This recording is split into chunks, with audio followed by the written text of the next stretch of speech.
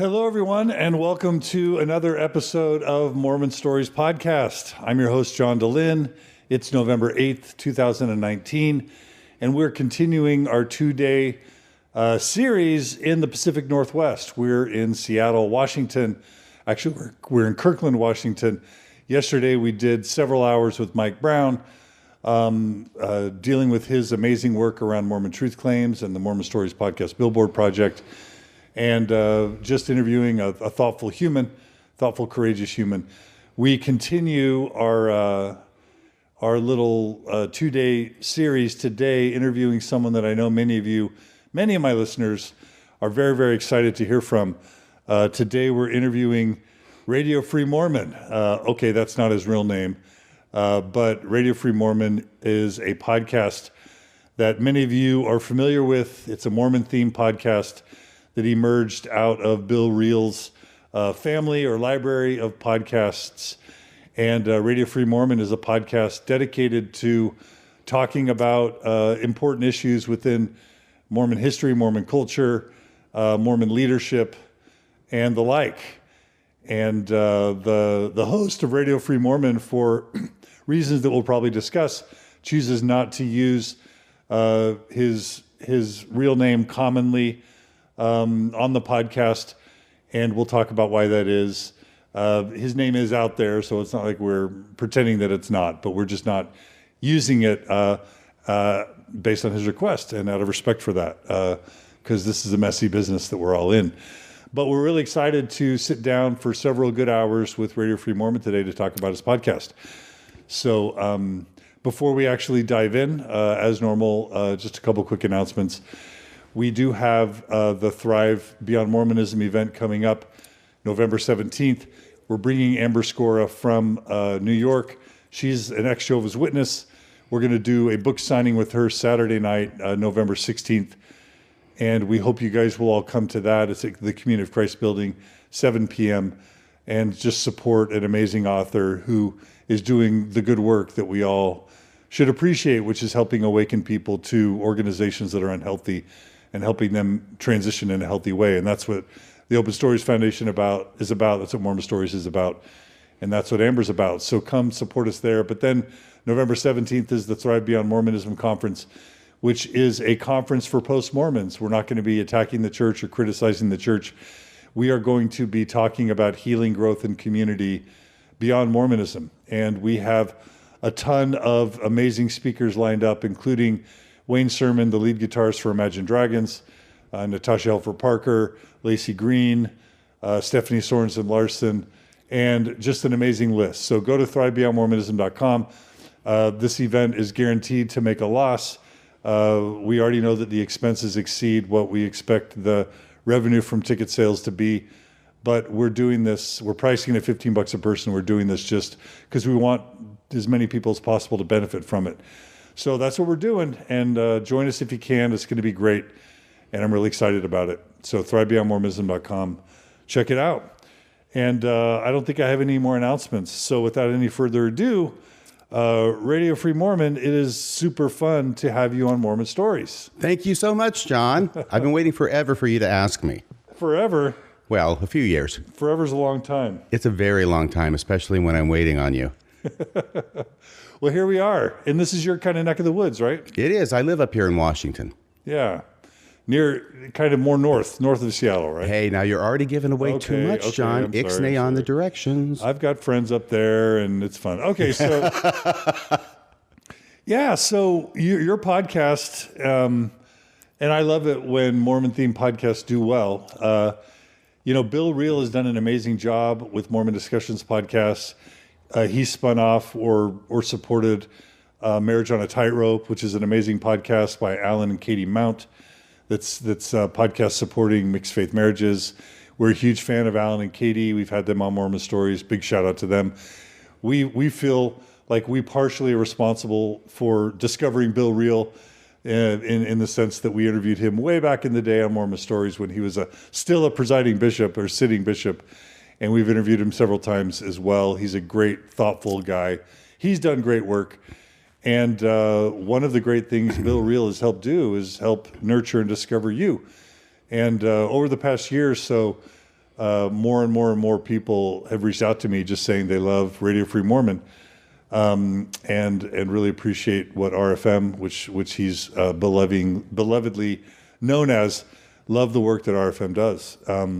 So today we're going to be learning a little bit more about the man behind the podcast, his history, his story, why he does what he does, what led to him doing a podcast. We've got a bunch of questions from listeners that I've put together that I'll be asking. We do have people joining us live on Facebook, and we really do welcome questions and comments from our listenership. That always makes things more interesting. We do invite our listeners to please share this episode on your walls, Instagram, Twitter, whatever social media feeds you have. Yesterday we had over 200 people joining us live contiguously over the sustained period of the interview. It'd be fun to have as much or more for RFM. So please do your part to spread the word, and let's have as many people learn from a thoughtful, effective communicator as is possible. And of course, we'll be talking about the modern Mormon Church and the church leadership and the strategy and direction of the church as well towards the end of the interview. So that's what we have in store for today. It'll likely be a multi-hour interview. And of course, tonight, a bunch of us are getting together in Seattle just to get to know RFM and to spend some time together. So if you happen to live in the Seattle area, reach out and we'll get you an invite to the event. Because we like to build community wherever we go when we travel, and that's why we do it. All right, RFM. So I know that you're a convert. Yes, I am. So I normally begin by asking my listeners to give their Mormon bona fides, or how do you pronounce that as a lawyer? You can pronounce it differently. I hear bona fides sometimes. Bona fides? I'm not sure that's correct, though. You're not going to be able to give us your Mormon bona fides. Why not? Because you don't have any. I don't have any? Do you? I've got a few. I've got a lot of Mormon street cred. What is it? Bob's Mormon cred. Street cred. Yes, Mormon scale. I went on a mission, for crying out loud. Well, let's start. So go back. Your parents weren't Mormon, right? No, because I was a convert to the church, right? So tell us about your parents. My dad was how you were raised. Oh, very well. I was raised extremely. My mom tried her best with me, is all I can say. So she tried to teach me manners. She tried to make me couth. Most of that I rejected. I said, no, that's not for me. Youngest of 3 boys, that's me. I'm the baby. Gotta love me. And my dad was an aeronautical engineer and an avowed atheist. He did not believe in God. He wasn't militant about it or anything, but he simply did not believe in God.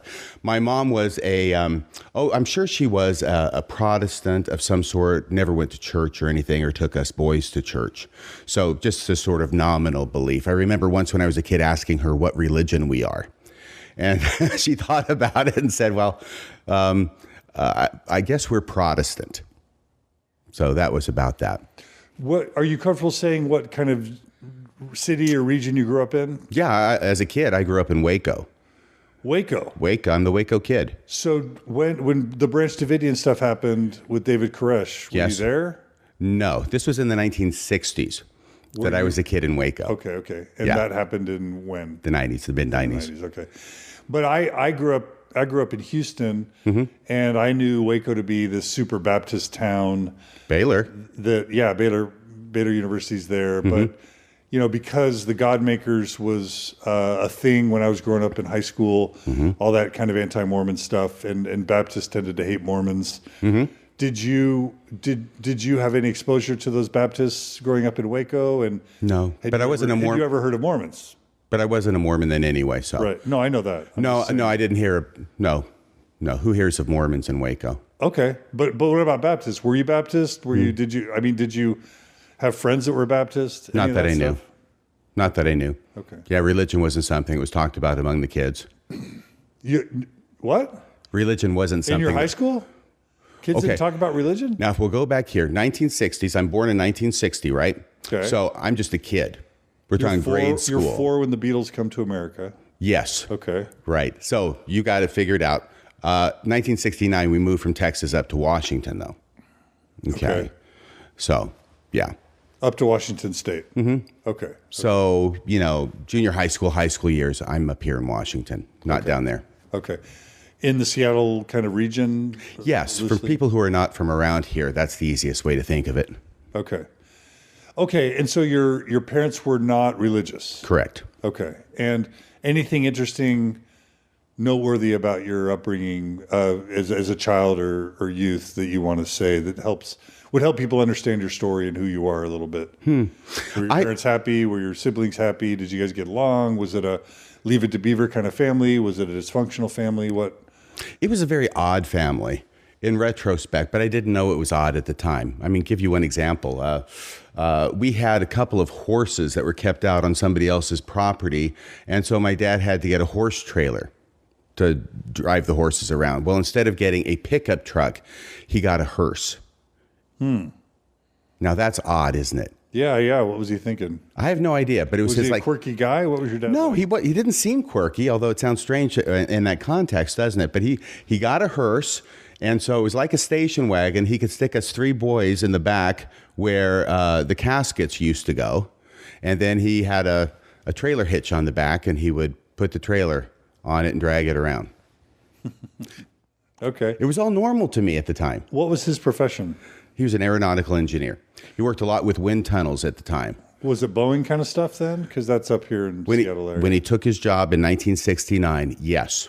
That was a job at Boeing. Okay. How did you, did you get along well with your parents and siblings? I think as well as normal. Certainly not Leave It to Beaver, which I think itself is probably unrealistic in the first place. I came along late in life for my parents. They were old enough to be my grandparents, so they actually grew up in the Depression. My dad was born in 1919, so actually in December would have been his 100th birthday. So that's how old my dad is. He was 40 when I was born. So it's an older generation. Children are to be seen and not heard, at least as far as he was concerned. My dad literally said that all the time. Really? Yeah. My mom was much more the nurturer. My dad was the aloof punisher when it was necessary. Yeah. He was the sheriff in town. Okay. What did you do? How did you grapple with, when you're raised Mormon, it's like you're part of the chosen people. You know who you are. You have an identity. Your church hands you your morality, your spirituality. You've got a set community. You've got all these friends. Like being Mormon, there's just this template. And because we're conditioned to think that sometimes there's no health or happiness or joy outside of Mormonism, our Mormon brains go, how in the world could you ever have a happy, healthy childhood or upbringing without religion? Mm-hmm. So like how did you piece together if it was even a problem, morality, spirituality, community, sense of meaning and purpose and identity? Did you feel lost? Did you feel like a super happy as a kid and a teen? Talk about being raised in a secular world in the 70s, late 60s, early 70s, and what that was like for you as a kid. It was fine. It was great. I had a great time. It was a wonderful time to be alive. Had fun friends. We did great things together. But this whole idea, I know what you're talking about how some people who are within a certain system, like Mormonism, cannot conceive of a fulfilling life outside of Mormonism. By the way, that's generally while they're ignoring the fact that their life is not fulfilling inside Mormonism. They're just following the template and the script that they're supposed to say. Pardon me if there's any of you out there that I am misjudging. I'm just speaking for myself, and I think that I'm probably not the only one who felt that way when I was doing the same thing. So you're talking about how do you be out there? That reminds me of this joke. Somebody just told me this the other day. I don't know if it was you. There's two fish swimming along in the ocean, and this big fish comes swimming by. And the big fish, as he goes by them, says, "How do you like the water?" And then the big fish goes by, the two fish look at each other and say, "What's water?" Yeah. It's just the water I swam in. Yeah. Yeah. Okay. It's not like I'm thinking, oh my gosh, I'm missing out on something over here that's so wonderful. So what were your hobbies or interests as a kid and as a teen? Okay. Mainly magic. I got into magic when I was 10 years old through a scholastics book that dealt with some magic tricks. So I started learning magic. And by that, I mean, magic tricks, right? Did that for a number of years, continue to be somewhat of an amateur. I don't put on shows. I will do a trick now and then if I'm forced to. Do you want to do a trick now? This would really be a bad place and a bad position to do a trick, I think. But, and also then, when when I was 16, I started studying dance. And dance was very much a love of my life. I just loved dance and what got musical you into dance? theater. And musical theater? Probably Gene Kelly. Wow, like Singing in the Rain or Yeah, Gene American Kelly in movies. Paris? Whatever those movies were that were on TV, you know, back when we had 3 channels plus Yeah. PBS and commercials during all the movies. Yeah, absolutely. Oh, yeah. He was just very masculine in the way he danced. And I was just very drawn to that art form. So I started taking tap class at a local studio when I was 16. Then I ended up watching the other kids who had been there longer and watching them, and they were good. And then I started realizing that in order to be good, you had to not just take tap, you had to take ballet, and you needed to take jazz. And so I started doing that, and I took that for a number of years, actually 3 years.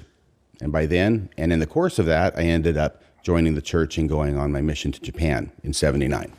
Okay, so you're going to high school where? Sumner High School. Okay. And how in the world did you have any favorite Broadway musicals? Because I love Broadway, so. Oh, yeah, sure.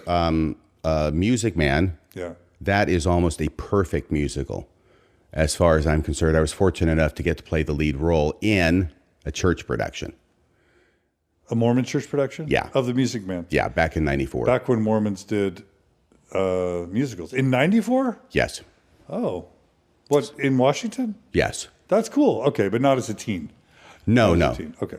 No, you see, the deal with me is when I'm doing productions that have, if I can just say it, people who are generally talented, as opposed to a church production. Okay, not trying to offend anybody here. There are talented people in church productions. But if I'm in a basic production, right, and I've been in a number of them, I am chorus material. Okay, that's where I am. I'm in the chorus.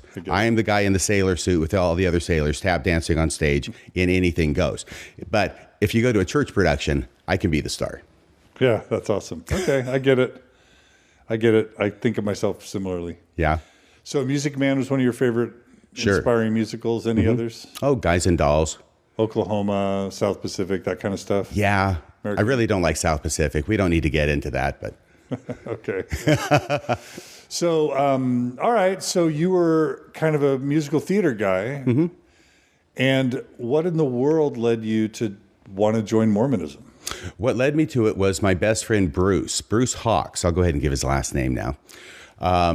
But when we moved around a lot because my dad and his job and everything. And even when we were up here in Washington, we moved around a lot. And finally, we moved to Sumner in 9th grade. And I met up with Bruce and I fell into his group.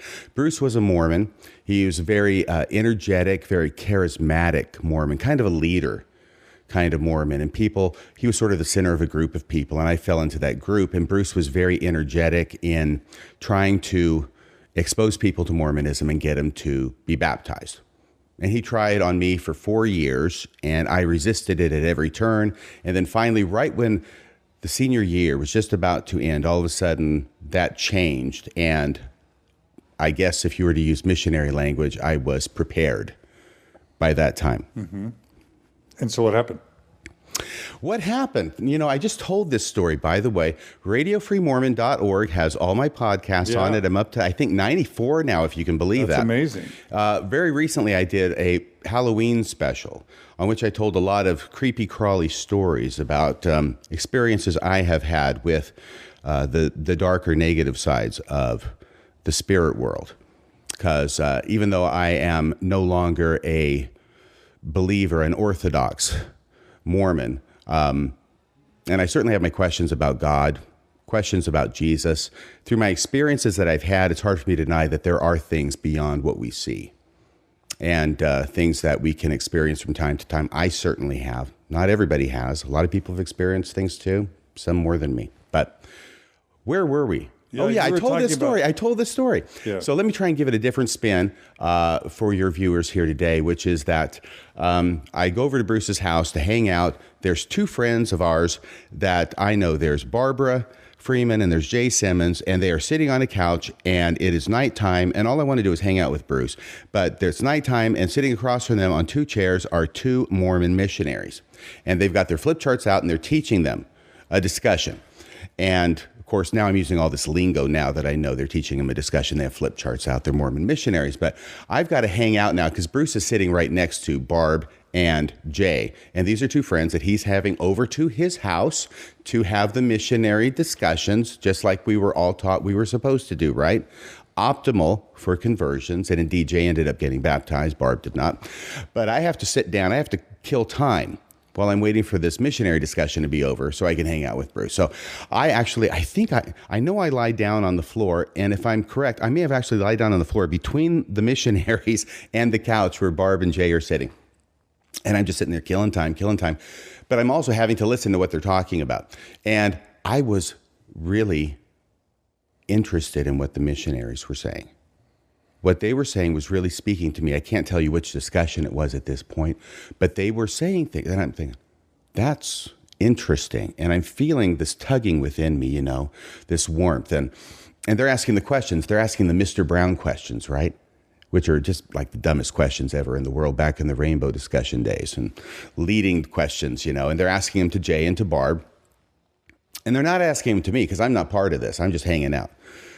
And I kept thinking, man, I wish they'd asked me that question. What are the Mr. Brown questions? I don't think people know what those are. Oh, I'm sorry. Back with the rainbow discussions back 40 years ago, they were called the Rainbow Missionary Discussions because there were 6 or 7 missionary discussions, and they were each had different colored paper so that when you looked at it from the side, you'd have it in the binder, and then they looked like a rainbow. So the rainbow discussions. And they were memorized.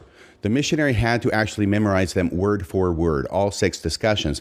And in the context of each discussion, there were certain questions that you were supposed to ask the person that you were teaching. And while you're memorizing the discussions, because you don't know the name of the person you're going to be talking to, you just memorize the name Mr. Brown. So, Mr. Brown, why do you think God would want to have prophets on the earth today? Right? They're very, very simplified questions, and they're basically designed to have people regurgitate what you just told them. So that's the Mr. Brown question. Sorry. No, that's good. And so you wanted them to ask you those questions. Yes. But they weren't. No, because I'm not part of it. But I really had things that I felt like I wanted to say to it. And but finally they left, and I'm not going to go over what happened up on the roof. Okay. That's back in the Halloween special. You can go there and listen to that. But what ended up happening is that over the next 2 weeks, let me back up there and say, I had been going to church dances like every week with Bruce and friends. So I've got all these friends now who are in the church, right? Some of them go to the high school, some don't, but I got all these friends in the church. And so one night shortly after that, Bruce is giving me a ride home, and I say to him out of the blue, Bruce, what does it take to get baptized into your church? Can you imagine? Yeah. I have been giving him crap for 4 years about his church. You're golden. At this point, I'm golden. And so he tries to, not veer off the road, I'm sure. And he talks about the missionary discussions and explains that there's like 6 of them, and you got to take those, and, you can get baptized. And I said, okay, set me up. And there was a deadline also because my family was moving. They were planning on moving. That didn't end up actually happening. We don't need to go into the details, but from my mind, there's also this perceived deadline of about 2 weeks that we've got to work in between the time I'm graduating from high school and the time I'm going to be moving out of state back to Texas. Why? That is a long and messy tale involving my parents. Okay. So it may come up from time to time, but yeah. Okay. So, but we ended up moving back after a month. But yeah, we're going to be gone. So I have Bruce get the missionaries out to his house, and I take all missionary discussions, and I get baptized within about 10 days. Wow. I've got them out there on their P Day. And they didn't even want to be out there on their P Day. I could tell there's Elder Timothy Shanson and Elder Leland Christensen. Or Christensen, I remember their names. And Leland had one leg. He had a wooden leg.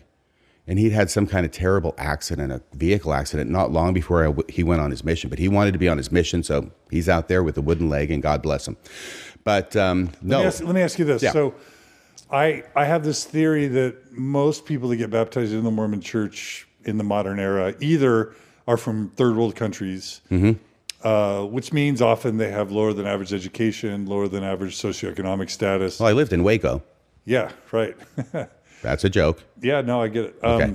But or they are raised by secular parents who and they aren't raised with the clear sense of identity and of a sense of meaning and purpose, or they were raised in a very dysfunctional family where their parents were mean, or they had bad marriages, or they were financially destitute in some way, and they're just really, really seeking for some sort of structure, some sort of theology, some sort of doctrine to make life worth living, to make sense, and basically just to upgrade their happiness, because oftentimes they're sad and isolated and depressed. And when they see that perfect Mormon family, or they see, they visit that Mormon ward and everybody's smiling and happy, it's like, man, I want some of that. And boom, they join.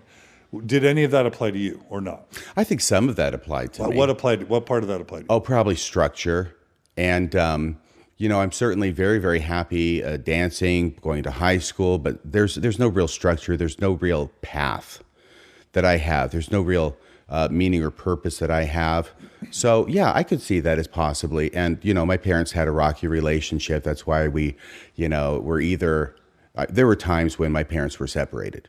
They never divorced, but they were separated when I was a kid. And worst summer of my life, bar one, which we won't get into, but worst summer of my life was the summer of 1972. And was spent at Rockport, Texas. And that's me, my mom, and the middle brother, Cam, right? And my dad, he's got his job. This is during the summer, right? So what would end up happening is we'd all go as a family every summer. We would drive down the coast, down to Texas. We'd visit people in California who were family, go down to Texas. And then when it was time to leave, my mom would make her last stand, is what my dad would call it. And it's like, I'm staying here. She really hated the clouds in Washington. I don't know if it really actually depressed her. I don't think she went to a doctor for it. But yeah, she hated the weather up here. And she was a Texas girl. She was born and raised outside Abilene. But she'd go down there, and then she'd make her stand, and then the boys had to decide who they were going to go with. That's awful. Yeah. So I decided I was going to stay with Mom. I was 12 years old at the time. That's awful. Yeah, especially because I don't want to be in Rockport, Texas. I don't know anybody in Rockport, Texas. It was a miserable summer. And the big brother, Mark, he went with my dad back to Washington. That's where I wanted to go. But I stayed with my mom. And that wasn't the only time it happened. But there was one time when I was in 10th grade where it happened, and I just said, Mom, I want to go to Washington. I'd stayed with her on 2 occasions for multiple months. Obviously, this happens repeatedly, so they get back together. She comes back to Washington. They patch things up. She tries to stay up here as long as she can, but there's going to be something else that's going to break later on. So yeah. Yes. So am I fitting your theory? Well, I mean, first of all, this touches a place in my heart because my parents got divorced, and both have been married several times. My dad doesn't like it when I talk about that is in too much detail, so I won't. But it's very hard for a kid to see your parents split up or to get back together, to ever feel like you have to choose between parents. Like, whoever wants to feel that way? But it just sounds like you had such a tumultuous family, that a family preaching eternal family, that a family teaching, that a church teaching eternal family, a church teaching families can be happy, our Heavenly Father's happy plan, families are the most important thing. That's got to be an appealing message to an 18-ish-year-old boy whose family had been so tumultuous. So RFM, tell us about, I'm more curious about your conversion. Was it an intellectual conversion? Was it an emotional conversion? It sounds like it was both. Can you tell us about what intellectually converted you to Mormonism and what emotionally converted you to Mormonism? Sure thing. Well, intellectually, honestly, it was probably more spiritual.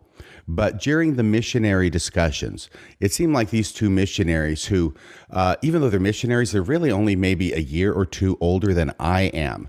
And yet they seem so much older. They're so wise. They have all this knowledge, right? And I don't realize they're just parroting a script to me. But they're very, very smart. And I would ask them some questions. And one of the things I remember the most had to do with the Trinity, right? Because I sort of have a knowledge of the Trinity only because I grew up in a Christian country. And most Christians believe in the Trinity. So they were talking about the nature of God and how God isn't the Trinity. It's, three separate beings. And I asked him about that, and I said, well, doesn't the Bible teach the Trinity? Of course, I've never read the Bible in my life. I've hardly ever touched the Bible before then. And they explained to me, no, they go to the baptism of Jesus, of course, in Matthew chapter 3, I believe it is, and talk about how the three different beings in the Godhead are manifested at his baptism.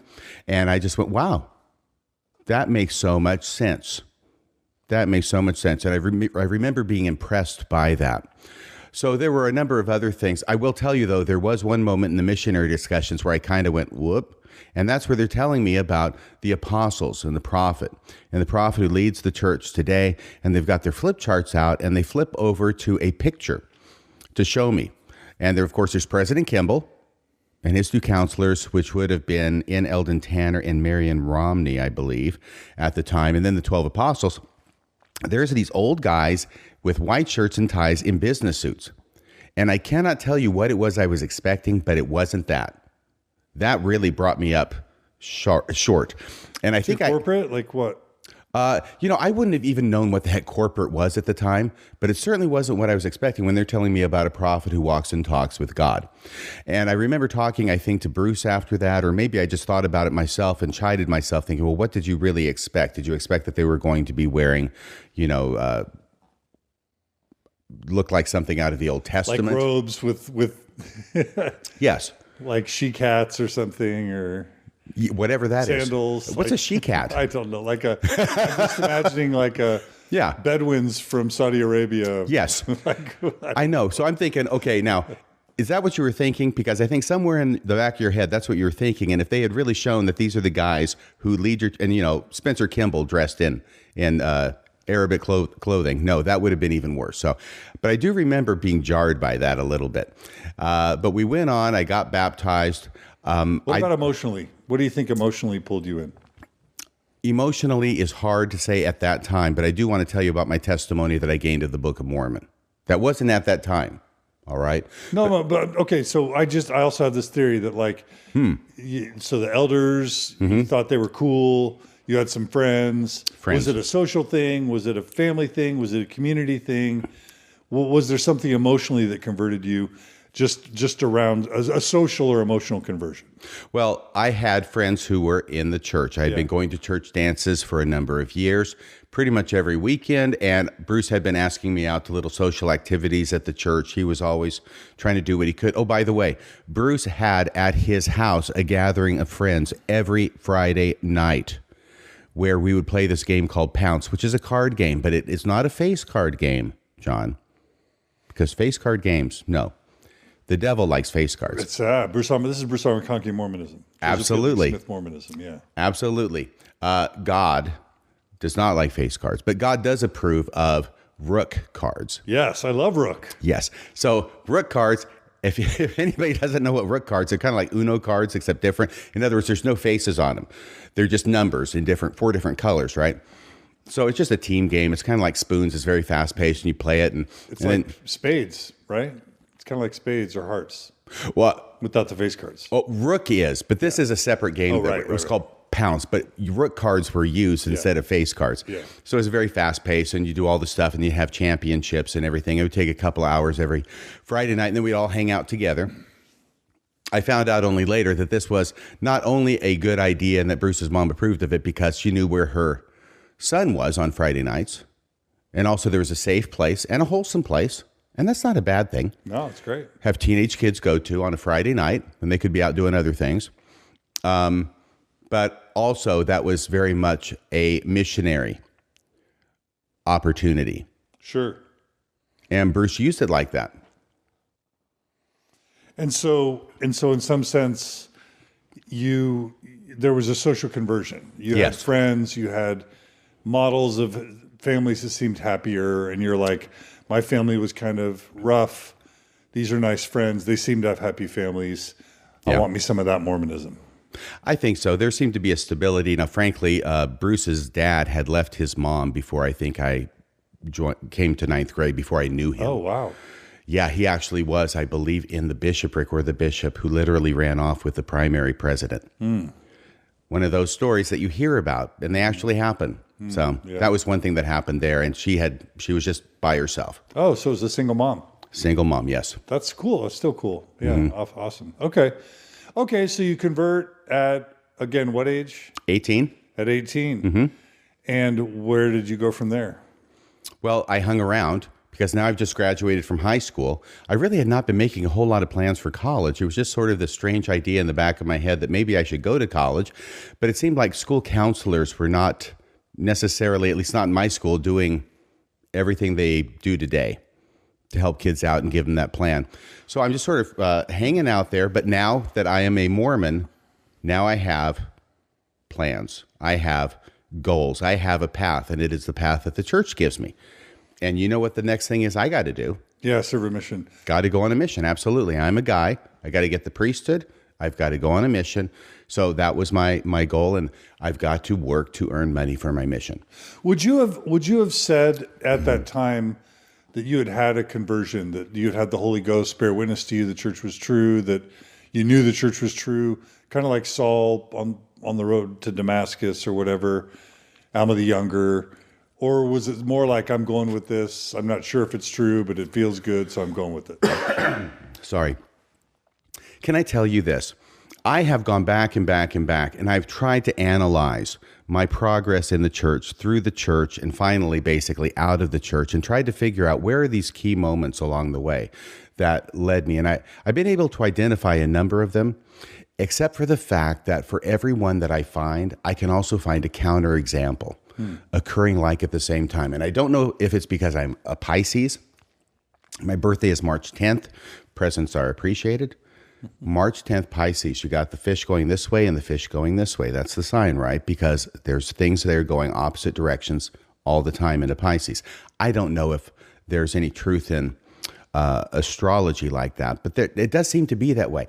I cannot plot a direct course in my life in the church because every time there's something going this way, there's something going this way as well. So you're saying you weren't sure you were totally converted? Yes. And you see, I would say that I absolutely was sure. Not at that time. It felt right. It felt right, okay? But I hadn't had any giant experience. I had a few weird things happen. But really, when I read the Book of Mormon, and that was not before I joined the church. After? Yes, it was after I had joined the church. So I am wanting to get my patriarchal blessing because Bruce has mentioned he's going to get his patriarchal blessing. I say, what's a patriarchal blessing? He tells me what a patriarchal blessing is. I say, wow, that sounds cool. I want to get me one of those. So I go to my bishop, Bishop Murphy, and I say, hey, I'd like to get a patriarchal blessing. He says, okay, well, he wants to do a little test on my gospel knowledge at the time. He says, okay, so can you tell me what the 4 standard works are? And I say, well, there's the Old Testament, there's the New Testament, there's the Book of Mormon, there's the... You see, I'd already goofed it up. I split the Bible up, which is 1, into 2, the Old Testament and the New Testament, and I'm starting to come up with 5, right? So I start slowing down, and it's like, uh-oh. And he looks at me, and he kind of smiles, and he says, have you read the Book of Mormon? No, I haven't. Well, here's the deal. You read the Book of Mormon, and then come back, and we'll talk about you getting your patriarchal blessing. That's what I needed. I needed that carrot at the end. So I'm working at the time and trying to save up money for my mission, still living at home. And I would come back from work and then I would get ready for bed. I must have gone to dance class a number of times, but I'd come back from that and I'd get ready for bed very quickly. No TV and just get in bed and I would read the Book of Mormon. But I remembered what the missionary told me. That would be Timothy Shanson.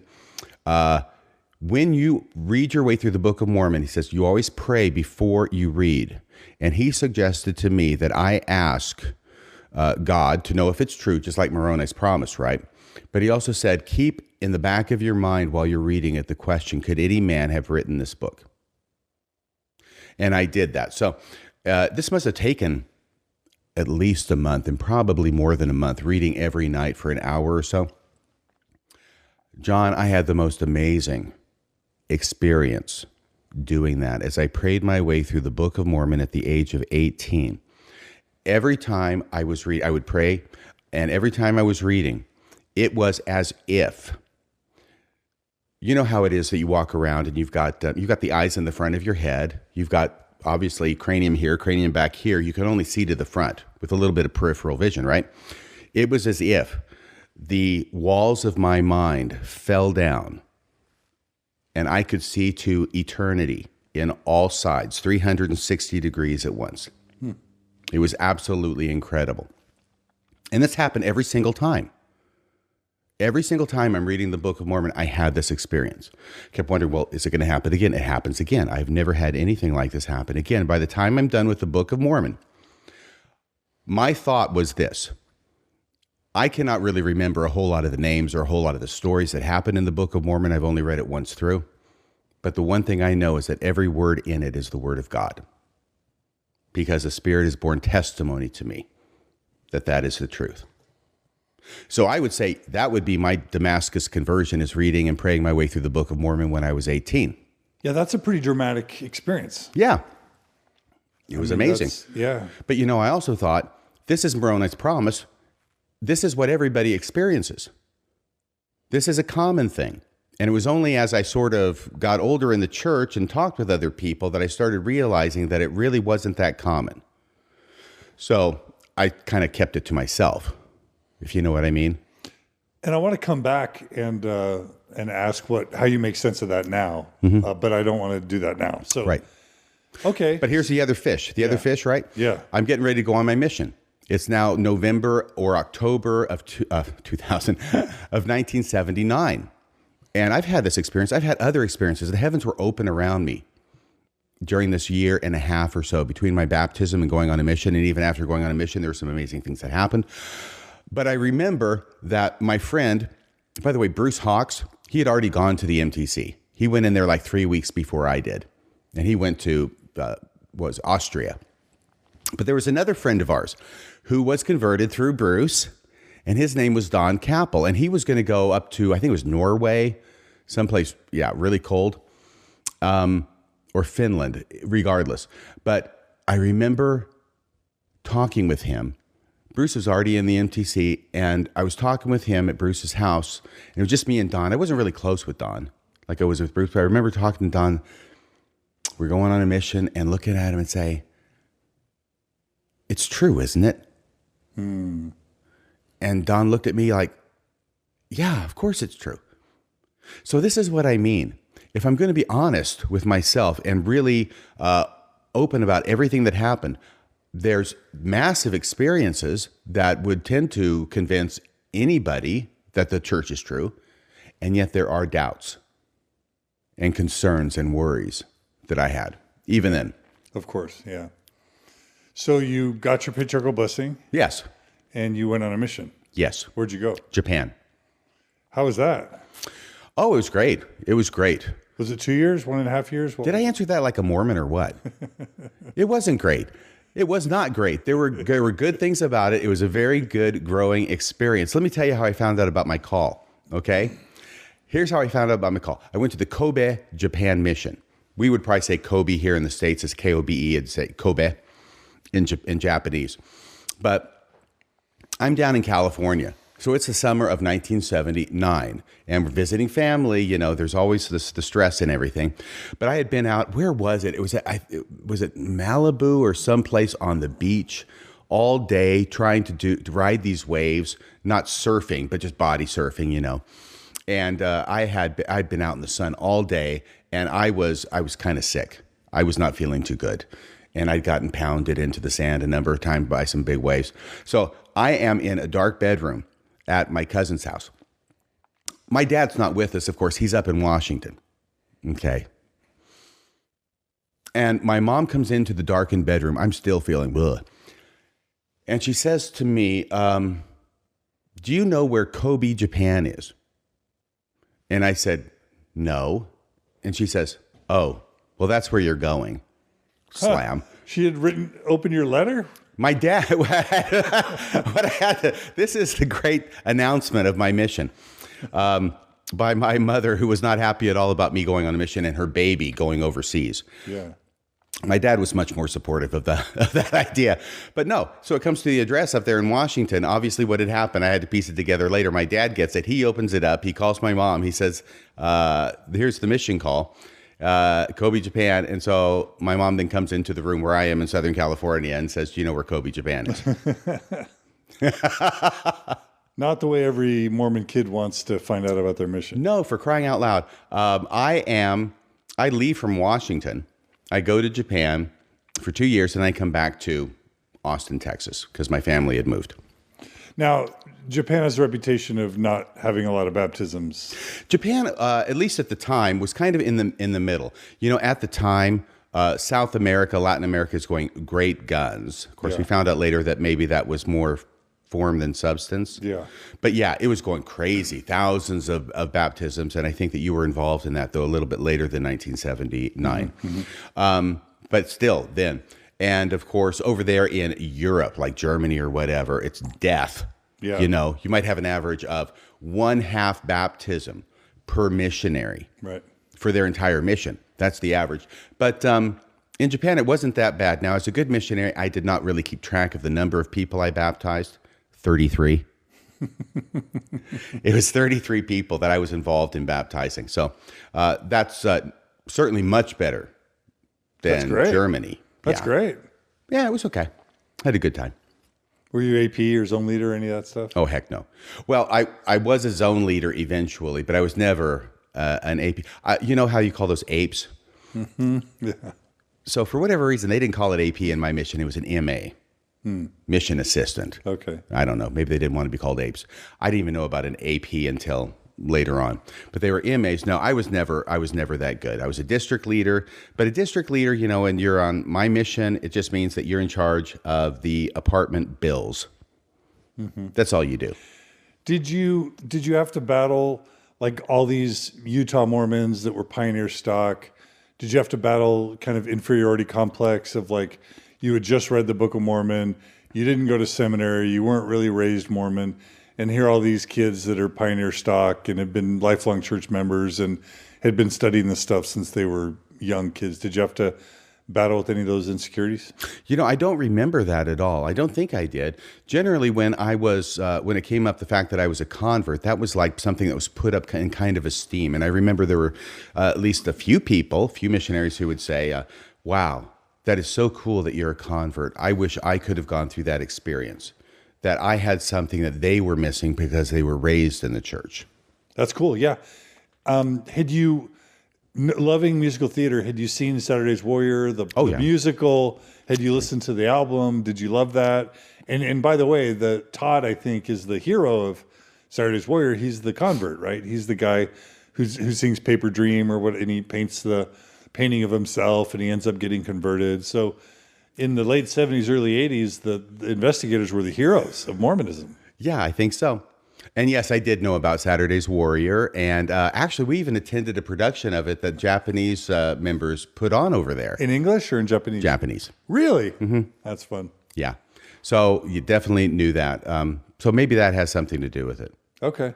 But yeah, Paper Dream, I take some paper in my hand, and with a pencil draw a man. A dream of what I really, really like to be.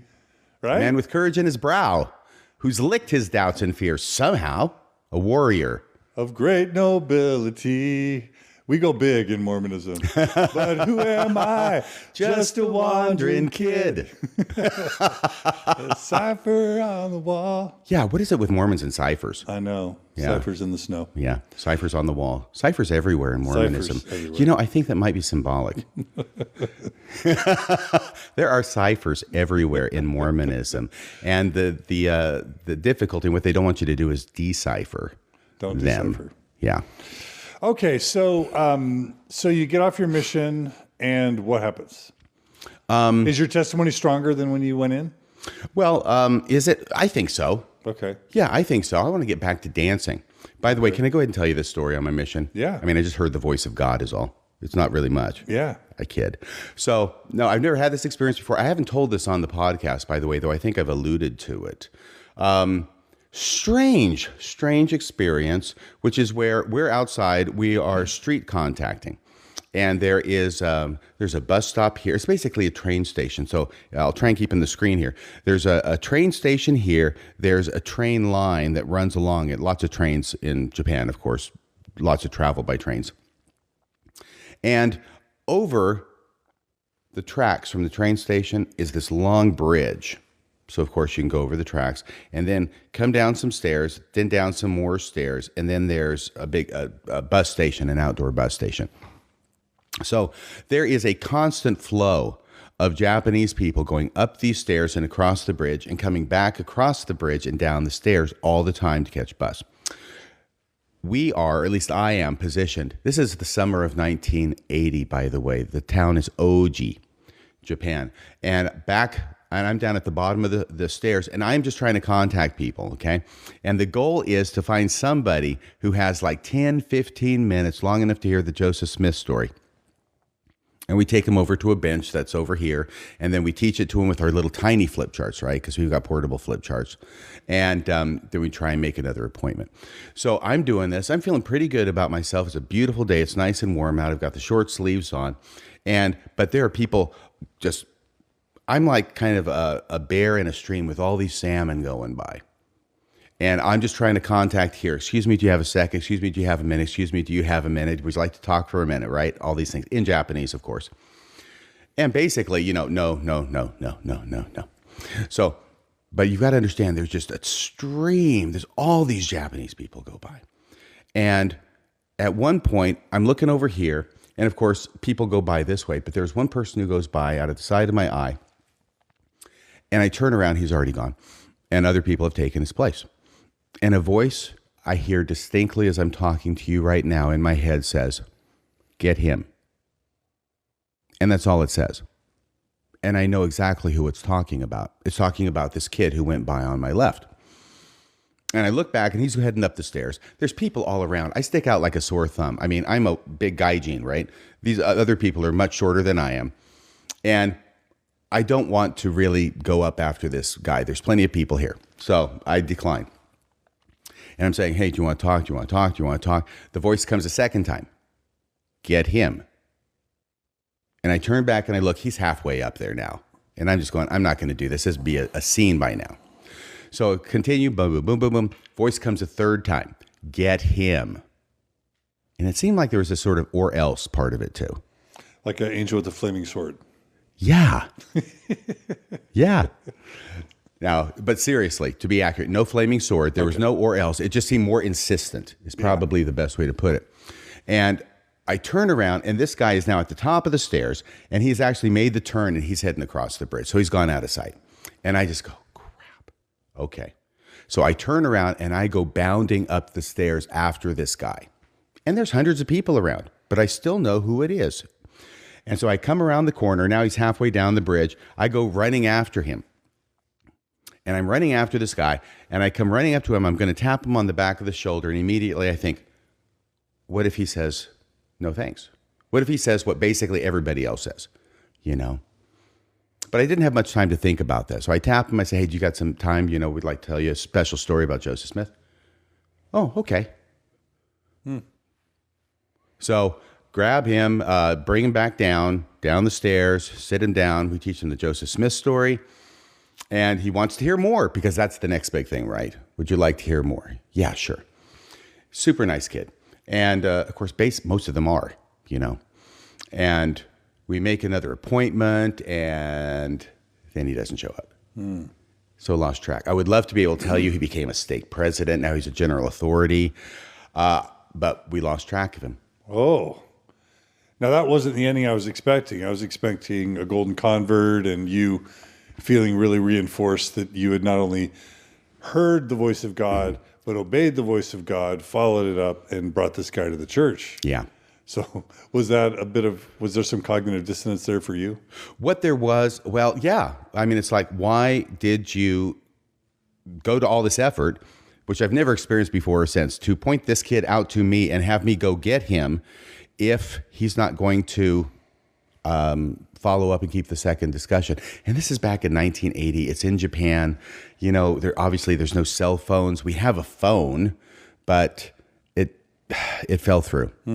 I felt bad about it. I felt like it was my fault. I blame myself. That's not fun. Yeah. I mean, Mormons easily make sense of that. They just say you planted important seeds and who knows when they're going to sprout later. And that's what I did. Yeah. That's what I did. Who knows what he's doing now? He's probably a member of the church, other missionaries, blah, blah, blah. Yeah. Okay. But if I were a leader in the church or a certain kind of leader in the church, that story would have a very different ending because I just make it up. The reason that it has an ending that's different than what you expected is because I'm just telling you the truth. Got it. Yeah. You're referring to Paul Dunn, basically. Paul Dunn and President Nelson. He lies? Yeah. Oh, we'll get to that. We'll get to that later. Does the Pope wear a funny hat? Does Spock beam up? Wow. I did a whole podcast on that. I think it's called The Miracle Making He'll of be here President. all weekend, ladies and gentlemen. He'll Absolutely. Be here all weekend. Try the fish. No, I did. That wasn't too long. It was called The Miracle Making of President Nelson. And the idea is that he just makes up miracles. All right, we'll get to that. 3 examples. Go ahead. Okay, so Yes. you get off your mission. Oh, anything else formative or really important about your mission you want to share? Yeah, I learned how to work. Okay. I learned discipline. I learned how to make a list of things and then accomplish them. I learned how to study. I learned a lot of really important things in my mission. I say that during the last year of my mission, there were a number of months when looking back on it, I suffered from depression because honestly, a mission is going out there and just getting rejected over and over and over again. That's what a mission is. And they didn't prepare me for that at the MTC. And after a while, it just began to wear on me. Now, it never affected my ability to get up in the morning, but there were certain times when we would come back for dinner and my companion had to make dinner. You know, you'd switch it off between companions when it was your turn. And I would just go and, I don't know, I just go and lie down. Just wanted to be alone and asleep. So I think there were times. that happened. Okay. So you get home from your mission. What's next? What's next is getting back to dance because that's what I had to put on hold while I went on my mission. Right. And I didn't want Did you to have do an that. idea? Did you want to be a Broadway star? Did you want to be a Broadway dancer? Like, what were your ambitions? I wanted to be a dancer in musical theater. Yeah, I did. You wanted to be Gene Kelly? Yeah, sure. Okay. I don't know if that was that certain, but yeah, that was the area I wanted to go for. And I had some aptitude. By the way, I went ahead and studied dance after I got back from my mission. I remember going to my bishop before my mission because I'd heard somewhere something about like you could do a genealogy mission. Okay. And some people did that. They would just sort of take part-time, they'd stay where they lived and they would like look up names, right, and submit them to the temple. I went to my bishop and I asked him if maybe I could do that, you know, because I wanted to continue. And look, dancing, you only have a very few years. That's a young person's game. But he kind of smiled and said, no, you got to go on a mission. So, okay, got to go on a mission. Tammy's wondering, Tammy wants to know, and I think you've referenced this a bit, but she wants to know what your parents thought of the church, what your parents thought of you serving a mission. You talked about this a bit when you got your call. Yeah. But Tammy wants to know, well, how are your parents feeling about you serving a mission and getting sucked into what for them may have been an organization that doesn't have good intentions? Okay. Hi, Tammy. Thanks for the question. There's a number of things I can say about that. First off, they already had their toe dipped big time in that water because my brother had become a Jehovah's Witness. Ooh.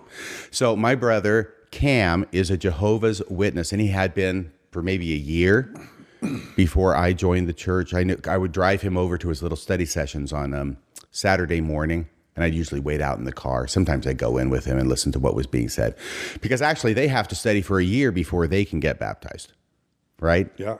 Yeah, it's quite different for Jehovah's Witnesses. Yeah. So they knew that already. They had Cam in there. And then I come along and I become a Mormon. Well, my mom was, they kind of flipped over time. My mom was in favor of my being baptized.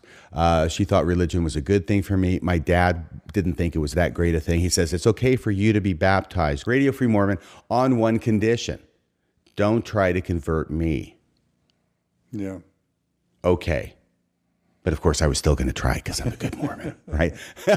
We'll sneak it in around the edges. Well, did they feel like they were losing their son, that their son was getting sucked into a No, not at all. cult or anything like I mean, that? they knew Bruce, they knew the kids, and they were good kids. Yeah. They're good kids. And so then I go ahead and I joined the church. And but then when it came time to go on my mission, that's when they flipped. Because my mom did not want me to go on a mission. She did not want me to be far away. Yeah. And my dad, however, was very supportive of that. He thought it was a very good idea for any young person to spend 2 years, especially overseas, between high school and college, just getting some life experience. So he was very supportive of that.